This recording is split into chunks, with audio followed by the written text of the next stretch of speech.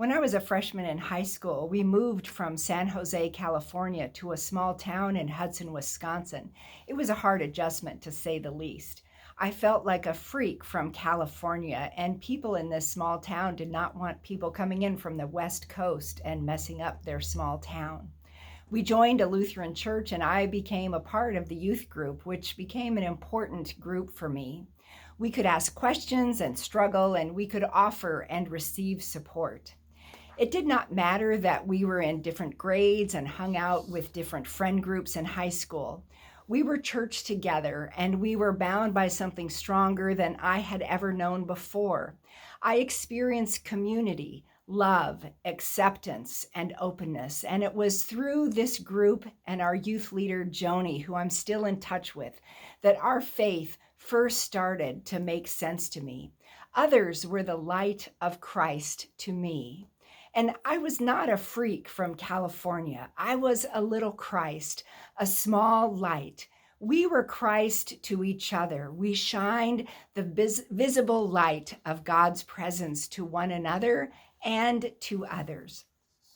In the 13th chapter of John's Gospel, Jesus talks about God being glorified in him. We may think of glory as being only in shimmering light in clouds from heaven, but Jesus is talking about making God's presence visible in his life, death, and resurrection, and also in our lives. Jesus passes the glory baton to us by asking us to love others as Jesus has loved us. Through loving others, we make God's presence visible on earth, showing God's glory and shimmering the light of Christ.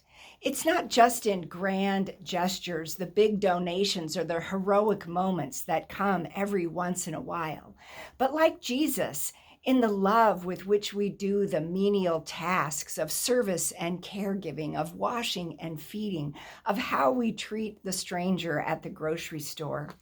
Jesus has given us his Spirit and filled us with all of his perfect love so that people can tell by the way you treat them at home and at work and in public that the light of Christ shines through you, that there is something about you that gives them the sign of the visible presence of God, or the palpable experience of love, or a renewed feeling of hope that you are a little Christ. The morning meditation that I sent out last week is meant to help you consciously start your day filled with the light of Christ. I encourage you to make this or another Light of Christ meditation a habit. It only takes 5 minutes.